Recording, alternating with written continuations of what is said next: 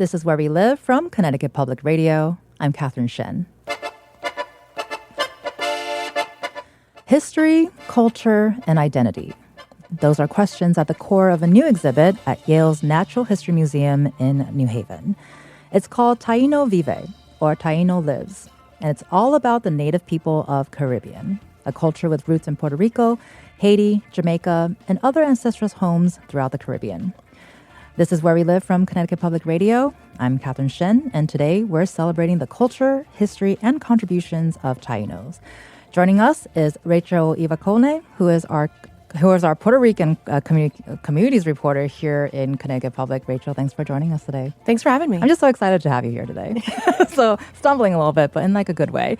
Also joining us is Stephanie Bailey, who's an archaeologist and member of the Arayake Yukayak, which is a New York-based Caribbean indigenous Taíno community. And Stephanie is a cultural collaborator for Taíno Vive, which is the exhibit at the Peabody that we just mentioned earlier. Stephanie, thank you so much for joining us today as well.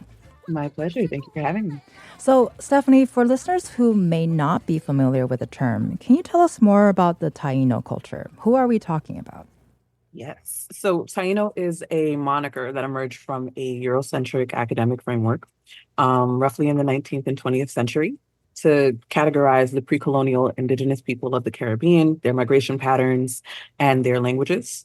Our ancestors would have identified themselves by islands or community names or groupings, but for many of the descendants today, Taíno is used to signify indigenous lineage rooted in their homelands, making that layered usage, I guess, of, as like an opportunity to honor both the shared ancestral heritage and the distinct identity that shapes what it means to be Caribbean indigenous today. So like for perspective, it's similar to the cultures in the Pacific using Polynesian, right? Which means many islands.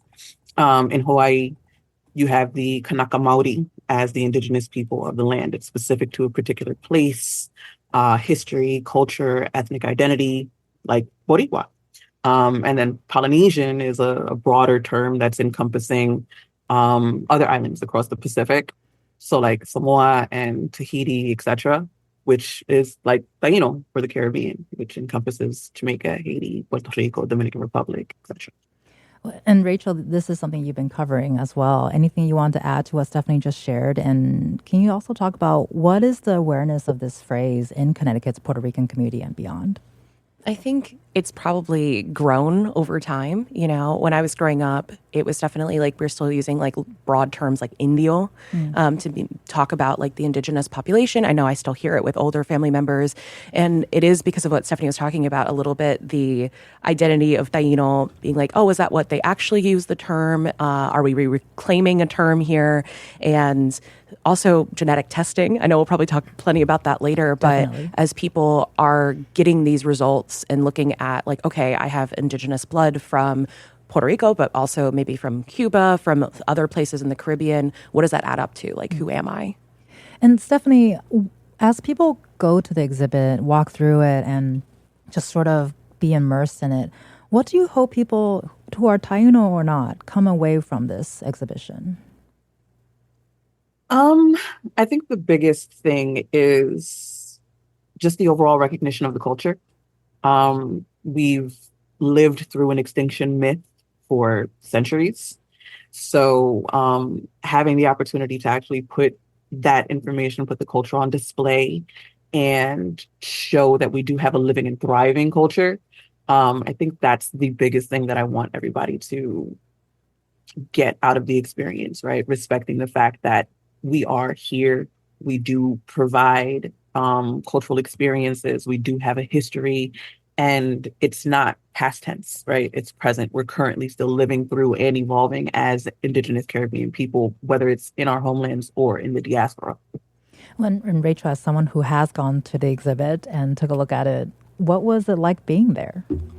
It was so cool to see it. It felt like something that, I wish, for example, my grandparents aren't alive anymore, that they could have seen this. And the collection, came from the Smithsonian, but then it's been bolstered with all these other things through Stephanie's help. Actually, Yale has this large catalog, and when I talked to Stephanie when the exhibit was opening, it was like how to go through these hundreds of items and very carefully select things. And I thought was really interesting in that too was that not all of the items were from Puerto Rico. There were other islands represented, and I think that's really important as a part of our story is that this is a shared identity, even if they kind of the Polynesian example that Stephanie was saying, even if they were different little groups, we are this collective in the Caribbean. So it was nice, I'm sure, also for others. I saw some excitement actually from someone Haitian, I think, as I was overhearing them talk to some people about like, oh my gosh, my island's here as they're looking at one of the artifacts.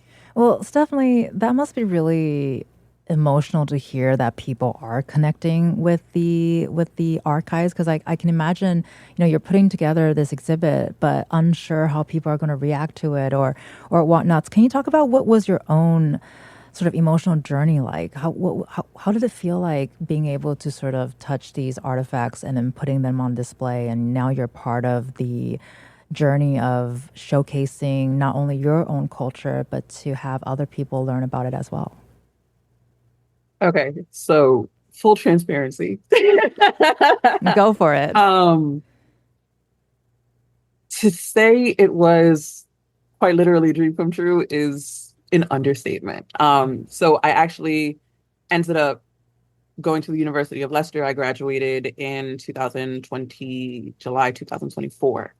And during the process of me going through my research for my archaeology certificates, I actually reached out to Yale and their anthropology department and said, hey, I'm working on some research. I'm part of this community. I want to see if I can come in and take a look at the archives. They had an interim director at that, point. The museum was closed. They were going under, reconstruction and all of that. And they were just like, yeah, sure, we can set something up. Graduated roughly 2 months later. And then 6 months later, I had the Peabody reaching out to me saying, hey, we're working with the Smithsonian on this traveling exhibition. Do you think that you'd be interested in helping? And I thought it was an early April Fool's joke because the irony that they were reaching out to me from exactly the same, area department that I was trying to already work and get into is in my Gmail account. So that was a experience in and of itself. And then being able to actually go into the archives and then being received so well by the Peabody team and the Yale Anthro department. Everybody was so welcoming. Everybody was so curious. And I think that was the point of really, everything was extremely humbling, but having that interest, right? That genuine, pure curiosity and support from a group of people who have no connection to our culture that really wanted to genuinely understand us, who we are, our people, and the artifacts, the history behind it. That was amazing. So fulfilling. The entire experience has been extremely fulfilling, Well, to say the least. I was going to say, as an archaeologist, you must be suspicious of that Gmail email that came through first. And Right. fact check. We get it. We get it. It's so funny because I'm also just thinking, as you've had this sort of very kismet experience, it sounds like, getting into this space. And we often talk about how we ask writers or artists or poets of how do you translate your emotions into words and bring it into the audience. So for you, Stephanie, you're working with more physical objects. It could be a written word, a piece of poetry as well. But how do you translate that emotion into the expertise that you bring into the exhibit?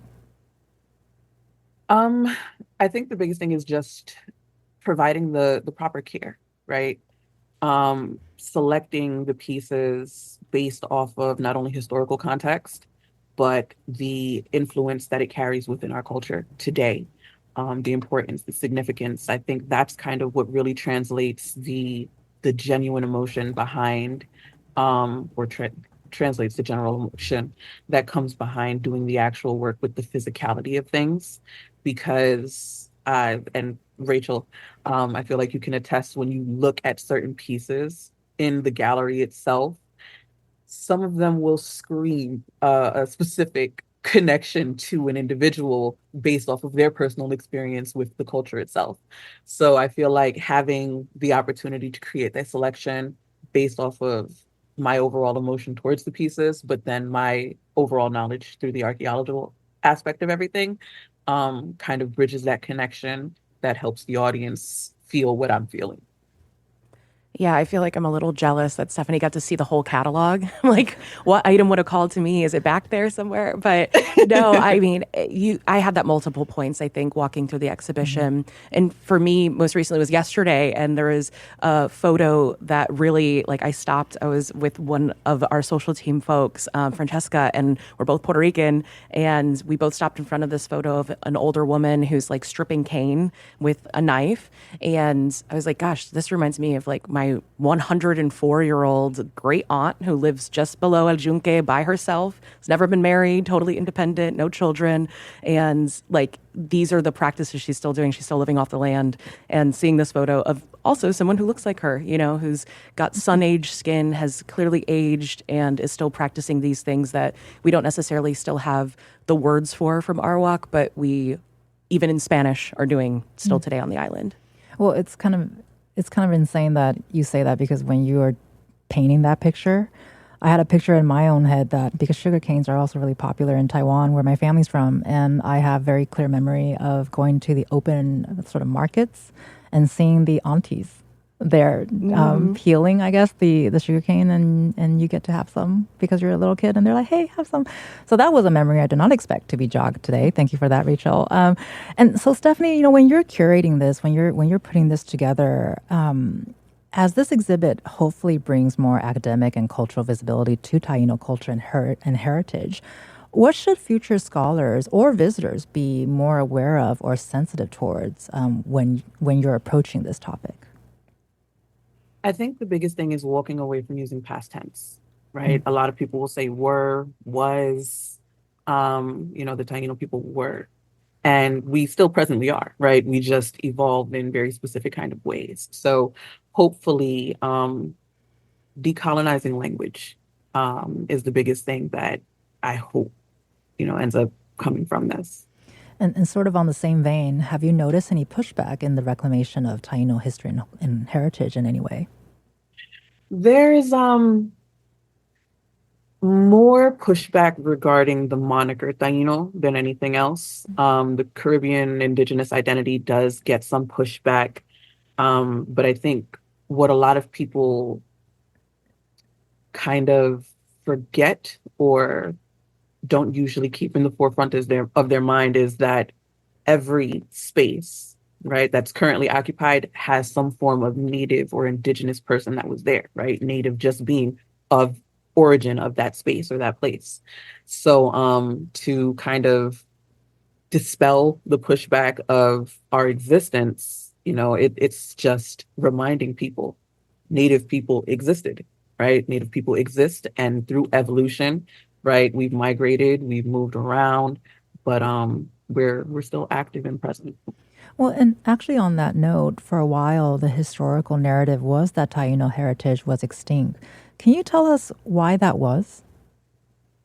Um, so personally, I feel that extinction started with the Spanish censuses that came about in the 16th century.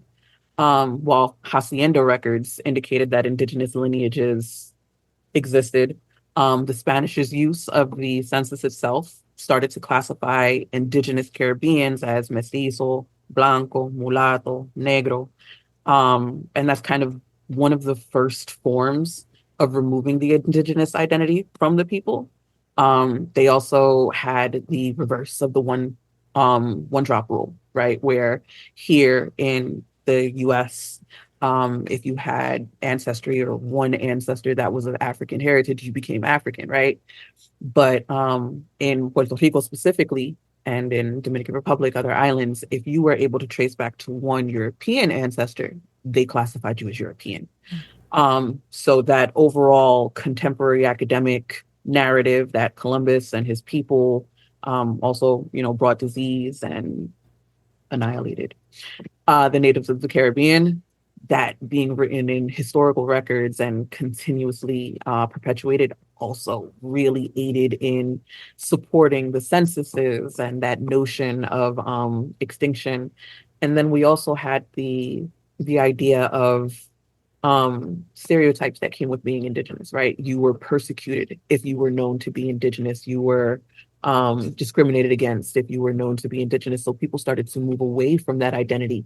But the culture still carried on and lived through what we consider to be our Hibaro culture, right? Our more country styled individuals and peoples of the land who really maintained and kept a lot of our cultural pieces from our indigenous identities.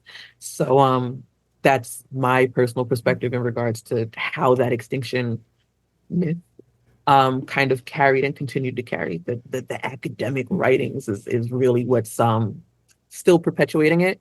So, people like Rachel and the Matuheri that we have on the call, Victor, all of us who are able to share that information and continue to perpetuate the idea that we're still here, we're living, we're existing. Like the Peabody says, Taíno vive, right? That kind of helps to work to rewrite that framework.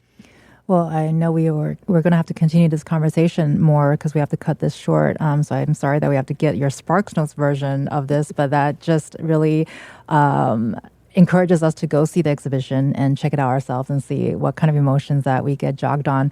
And so before we go to break, Stephanie's, what are some of your next steps in terms of this exhibition? Do you take a vacation after doing all this work, or are you on to the next thing? Never vacationing. Can't turn your brain off as an archaeologist, I imagine. No, not at all. But also as a community activist, right? It's really important to continue the story, to continue the narrative, to continue educating, to continue building with the community. So being able to have conversations like this, being able to share conversations with other people in the community, to be able to continue those conversations and partner with a lot of the groups. We have a lot of feedback at the Peabody of groups wanting to come in, have closed sessions of exploration and understanding. So planning a couple of those. We have a few coming up. So yeah, just perpetuating and continuing the story and the narrative of survival. And all of this information will be available on our website, ctpublic.org/wherewelive. Today, we're talking about Taíno culture and heritage. Thank you so much to Stephanie Bailey, who's an archaeologist and a member of the Arayake Yukayak, which is a New York-based Caribbean indigenous Taíno community. Stephanie, thank you so much for your time. Appreciate it. Thank you. And staying with us is our Puerto Rican communities reporter, Rachel Iacovone. We'll be back after a short break with a state representative who didn't learn about his own Taíno lineage until he was in his 40s. Stay with us.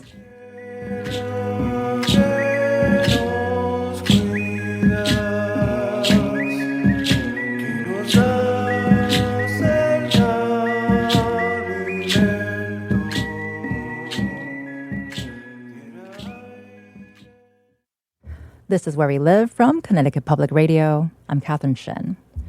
What does it mean to reconnect with your ancestors? For many from the island of Puerto Rico, modern genetic testing has provided a window into the past. Genetic tests have linked people from the island and the Puerto Rican diaspora living abroad with indigenous Taíno culture and heritage. It is a culture that historical narratives previously said was extinct. But now, people here in Connecticut and Rhode Island are working to reset the record. Joining us now is Rachel Iacovone, who is our Puerto Rican's communities reporter, and also Geraldo Reyes, who is our Democratic State Representative. Representative, thanks for joining us today. Thank you very much for having me. It's a pleasure to be here. And also with us is Matuheri Sibakuyali, who's a representative from the Higuayawa Taíno of the Caribbean. Matuheri, thank you so much for joining us today. Happy to be here. Thank you. So, Representative Reyes, you didn't know you were Taíno until you were in your 40s. Can you tell us, how did you discover that? Well, thank you very much for the opportunity. So, being born in Puerto Rico but being raised here, you have a whole different identity. And how you can tell is when you go back, there's things that people don't talk about, if you will. And how I actually learned that I had Taíno descent percentages because I actually did a DNA test, and it was a bet between my wife and I who was more indigenous, and I thought for sure that I had more indigenous blood or DNA, if you will, than she did. She is complexion completely pure white with lighter eyes, and I am completely brown with brown eyes. And I looked at my grandmother, I looked at my grandma and my grandfather, and boy, they sure did look indigenous to me. But then again, you start saying to yourself, what does an indigenous person really look like if I never saw one? So what I knew is that we are known to have African roots and the European roots. It could be Spanish, it could be Portuguese, but nobody really talks about the Taíno portion. And I really didn't learn about the whole indigenous inhabits of the original Borinquen until I was much older. And I read an article, and I heard you speak earlier. I read an article that the Taínos were extinct, and it was a story written, and I kept that story. I actually have it in my archives, and it piqued my curiosity. I said, "There's no way." To the best of my knowledge, my grandmother and grandfather on my mother's side have to have indigenous blood, have to, even though it's so many centuries after supposedly they were extinct. Anyway, it turns out that my wife has more indigenous blood than I do, because she comes from the central part of the island, which is Adjuntas in Utuado. And today Utuado is one of the has one of the indigenous ceremonial tribes in Utuado. So my wife's mother and father are directly from the center of the island, where my father's from the center of the island, but my mother's from the Caribbean coast in Juana Diaz.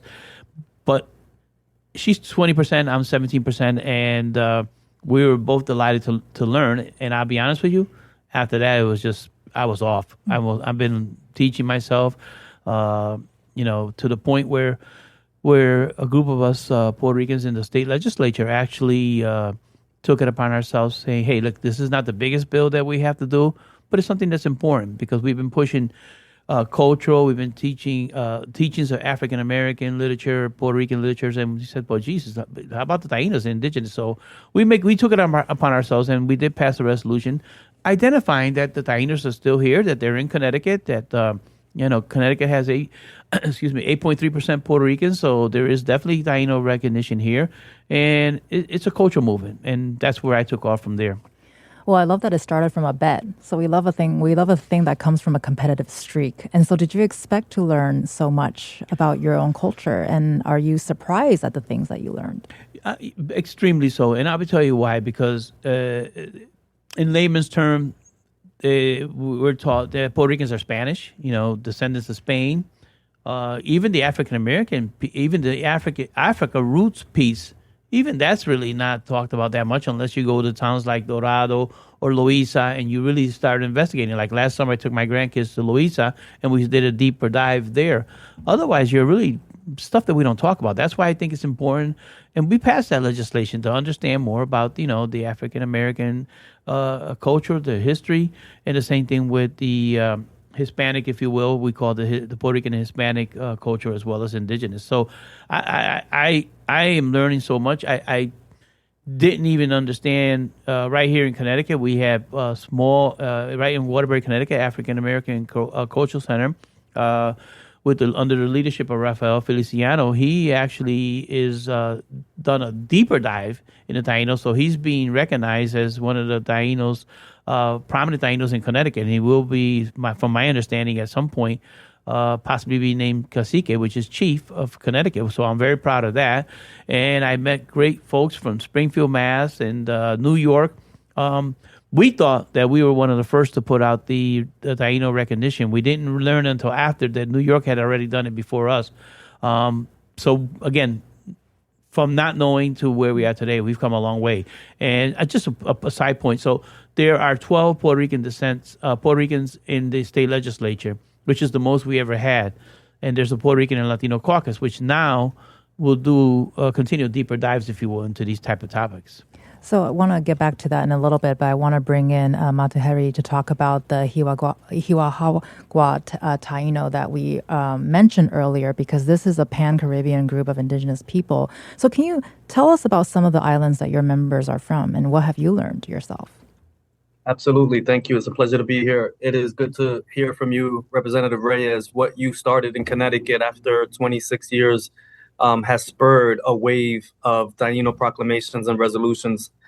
So thank you for your leadership in that. You're So welcome. I want to start really quickly by just telling a quick story. I was at a powwow for one of our relatives, and there was a woman who was representing Boriquen, and I turned to my fiance and I said, "We're in powwows? How could that be?" And I went up to this woman and I asked her, I said, "Are you Taína?" with an A, and she said, "No, I'm Taíno. We don't use the A's." And she connected me to the chief of the New England region of Hiwayagua, who is Cacique Calatauma. And I've been active for about 2 years in the tribe, and we encompass all Taíno from the Caribbean islands, Quisqueya, Boriquen, Cuba, the Jamaica, Haiti, the Virgin Islands. So those are some of the islands that we represent. What makes our tribe, I think, a little bit unique is that we encompass all Taíno from all the Caribbean. There's other tribes that are specific to a particular Caribbean island.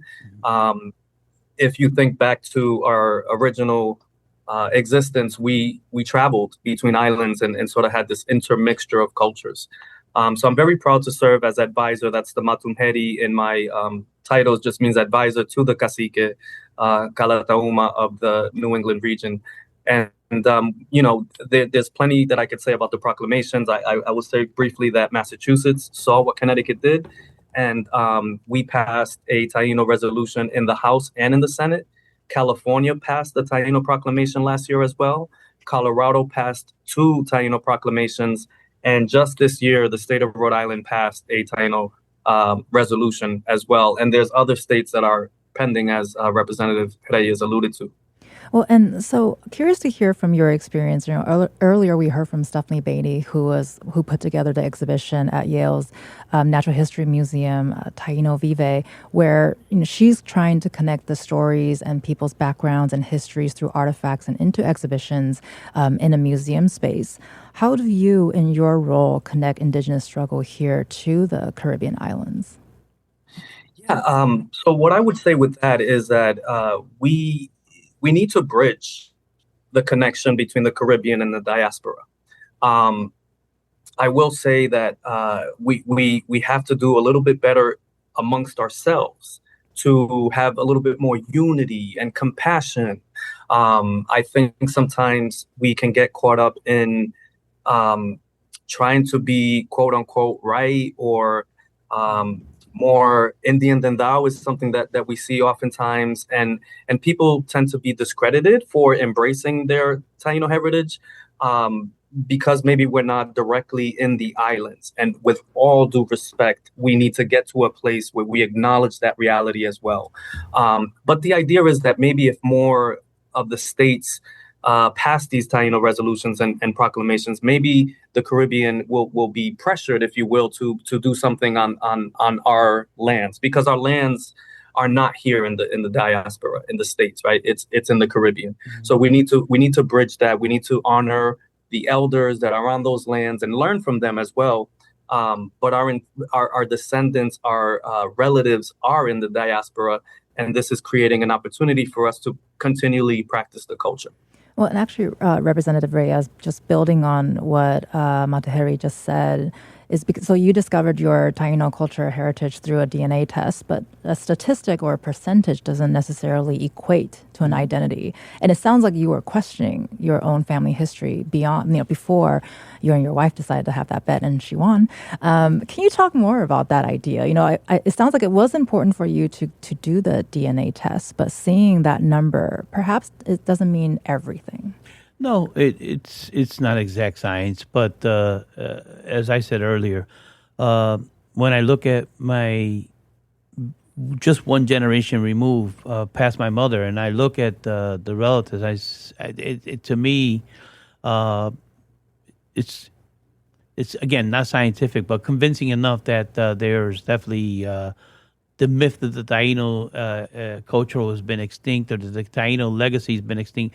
I didn't understand it. That's why I read the article, and it focused more on the Dominican Republic, but it was still the context of the story was that we're extinct. The Taínos are extinct, and it wasn't enough for me. I just got very curious, and the gentleman brings out a very good point.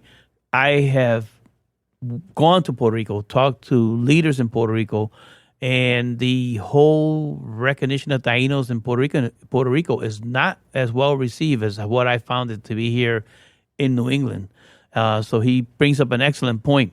There's still a big division of between the Puerto Ricans that are practicing the Taíno indigenous way and some of the rest. So there's a big divide there. He brings an excellent point up.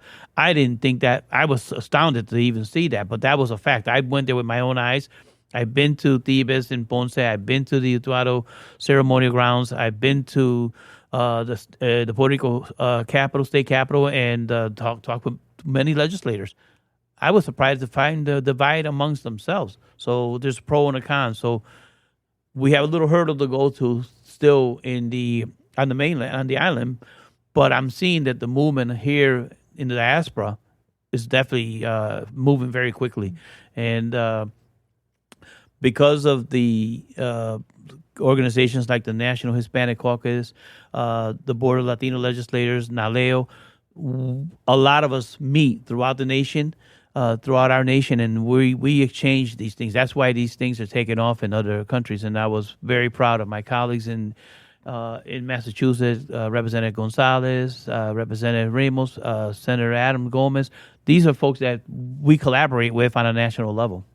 And so you're working to promote this idea in other states as well. As you just mentioned, you're having a lot of conversations with different people throughout the U.S. And you mentioned that you're surprised to hear about the division. When you've encountered that, how do you digest that information, and do you use that sort of as a part of your experience when you're promoting this idea of connecting to this cultural identity? That's a great question. I tell you, I was stunned to see the resistance and pushback from people that are living in Puerto Rico. And these are not, I'm talking about people in power and people that can lead change. And I was surprised. It was like a right blow to my head. I couldn't believe that what I was hearing in Puerto Rico was that there was still some resistance, and there was some that told me that the Taínos don't exist, and that's one of those moments where you're stunned. Wait, you stop right in your tracks and say, "Well, what do you mean?" And it just shows you history's told from the side of the winners, not from the side of losers, and everything's been diluted since 1492, and obviously the same thing is happening through any lineage that goes back centuries. But I just was stunned, to be honest with you, about that there was even that much resistance in Puerto Rico by Puerto Rican leaders. That stunned me. And Matahari, I'm curious to hear from your experience if this is something that you've heard of, and we are speaking today sort of at this crossroads. I think that people are beginning to reclaim the Taíno identity. What are your thoughts about that? I just want to acknowledge, in my opinion, I feel like we are in the midst of a shift, a turning point, a historical moment for our people, because more of these states are acknowledging our people. I will say that there's a Taíno survivance class that I'm hosting that was modeled after a course at UMass Amherst that was put out by Dr. Isabel Espinal. And it was a 14-week course that I modified for the public because I thought it was important for us to finally put to rest the extinction myth. And we are in week 6, and we have people from all over the country, different tribes. One of the things that we did in relation to what you just asked, last class, is we invited 6 guests from multiple tribes, multiple allies, prominent elders in different respective Taíno communities, with the intent for us to get in a space together, to put away our differences and to move forward together to honor our ancestors. And I think what happened last Tuesday was extremely beautiful, and it was well received. And I think we're going to continue to do that. So if anyone wants to join the class, it is available for free on Zoom. We have 3 more sessions. Next week, we're going to look into Panay, which is one of the earliest accounts of our people, written by a Spanish friar who was tasked with documenting what he saw. And it's important to know that while that is valuable information, it also has the bias of the Spanish, where they didn't understand what they were seeing. So very excited about this class. There's an elder from Boriquen who is well respected, and she put out a statement of unity for our people very recently that I'd love to share. Maybe we could post it, and we're actually going to invite her into one of the last classes. And so we are very mindful of trying to bridge these divisions, and while being respectful to those that are on our native lands. But we are Taíno. We don't need anybody. We don't need state recognition, federal recognition, anybody to acknowledge who we know we are. I will say that at 49 years old, I made a shift. I always consider myself Puerto Rican, Latino. And the largest, and DNA is not everything, the largest segment of my DNA is 23%, more so than any other ethnicity, the African that I love in me, the European that is in me. But it's Taíno. So I am Taíno. No one can tell me any different. That said, I love my people. I believe in our people. And we are on the right path. And everyone here, the different things that you're doing is helping us to finally put to bed this extinction myth. So thank you. And we have to go to break soon, but I want to ask our Representative Reyes, what's up next for you?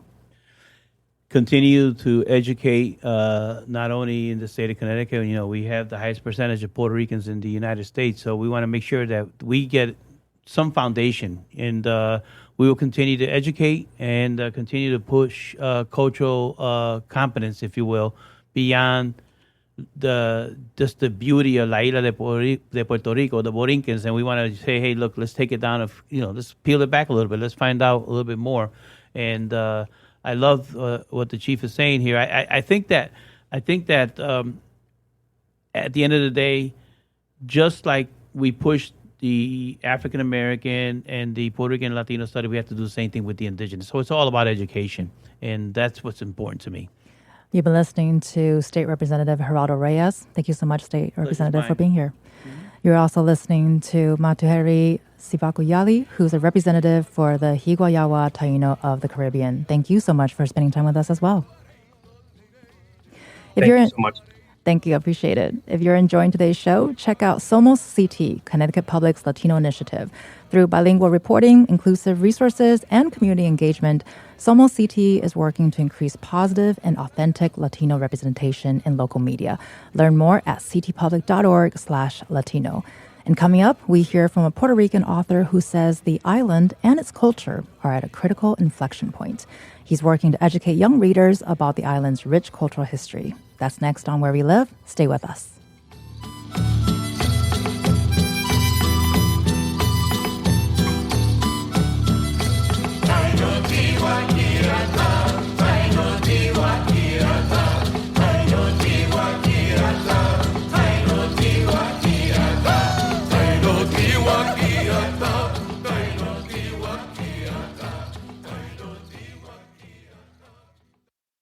This is Where We Live from Connecticut Public Radio. I'm Catherine Shen.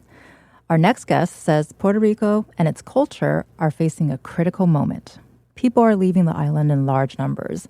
Natural disasters have stressed infrastructure and the island's power grid, opening a door to outside redevelopment that some fear could lead to the loss of a rich cultural heritage. Joining us now is Victor Pinheiro, who is the author of The Island of Forgotten Gods. And still with us is Rachel Iacovone, who is our Puerto Ricans Communities reporter here at Connecticut Public. Thank you so much, Victor, for joining us today. Thanks for having me. And Victor, I understand you were born on the island, moved to the mainland U.S., and then visited Puerto Rico every summer as a kid. Talk to us about what the island means to you, and how important was it for you to be able to visit every summer? Yeah, so exactly that's what my family's all from Puerto Rico. We have been for many generations, and I was born on the island. But when I was about 3 years old, my dad joined the Air Force to go to med school, and from then on, we never really lived on the island again. But that said, they were really fantastic about as much as we could, heading every single summer back to Puerto Rico for as long as we could kind of manage.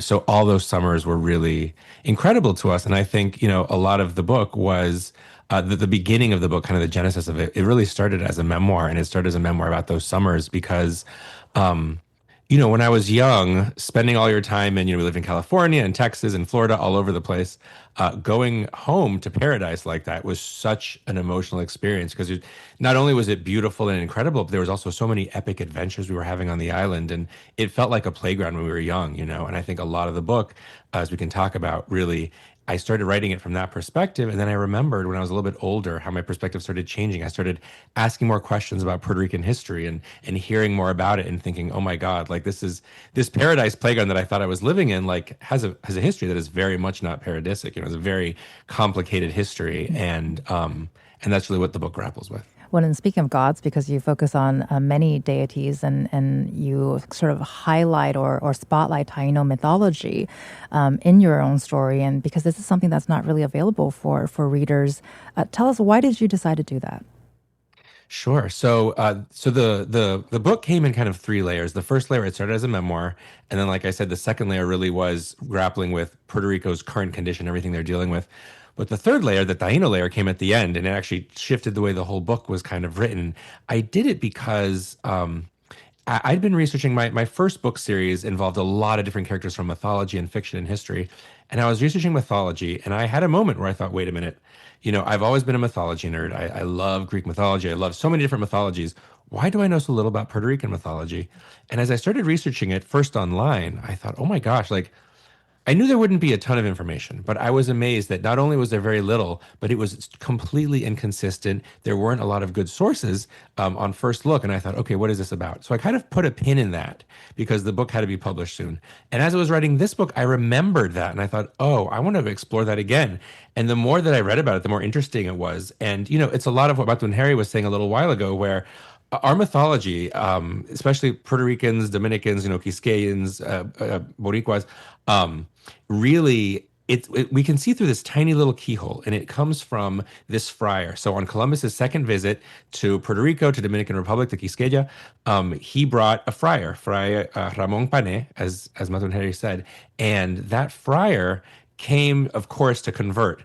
But he thought that to do his job correctly, he had to understand where they were coming from. So he started writing down what he was learning about their culture. And so that book, which here's a fun trivia fact, it was the first book published in the Americas, quote unquote published.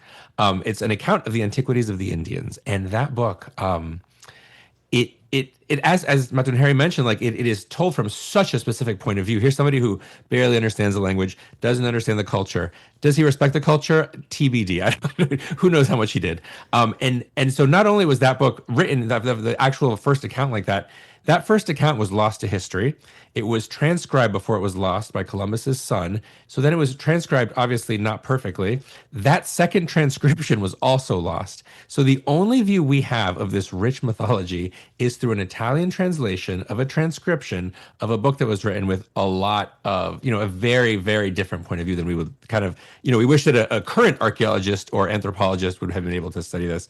So that's why the information I think we have is so difficult to gather. So I think a lot of what was fascinating to me, I'm a big research nerd, is I loved going deeper into that and finding out what do we know about it. And I think the more that I learned, the more that I also learned, to your point, Kat, was that there is so little written about it. There are no other books that I've read for this audience, for middle grade students, from like ages like I would say 3rd grade to 10th grade.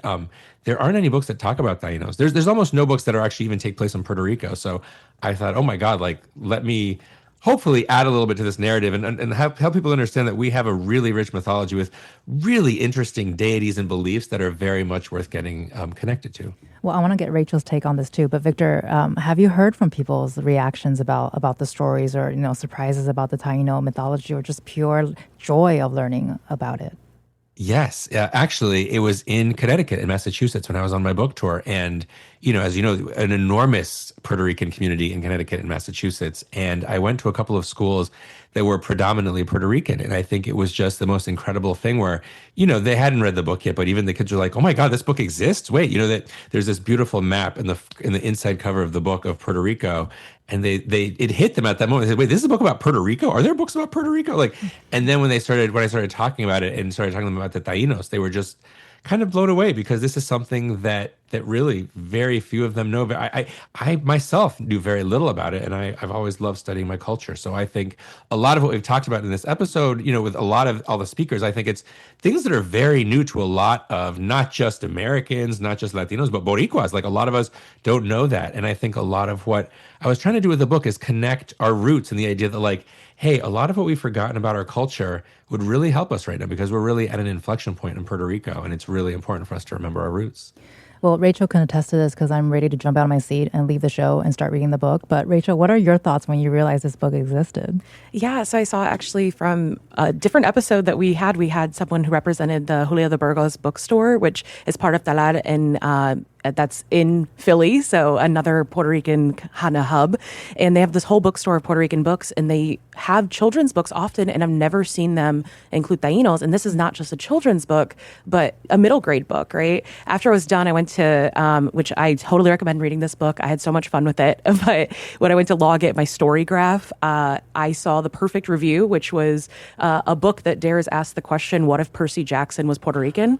And I kind of made that same connection, I'm not gonna lie. Yeah, so for those who might not recognize Percy Jackson off the top of their head, that's The Lightning Thief. It published, I think, when I was also 11, so it was like the perfect age for me to read. I read that whole series, and there's many spin-offs, but that's about Greek mythology. And so many of us grew up learning about Greek mythology, being these nerds about like Greeks and Romans, but not having our own history reflected. So Stephanie Bailey that we heard from earlier, she has more of the children's side, and that's actually included in the Peabody's exhibit. There is like an interactive element that includes the Seminoles. So what you also hear in Victor's book, the deities that we're talking about, not exactly gods, but these like spiritual ancestors that are part of our culture.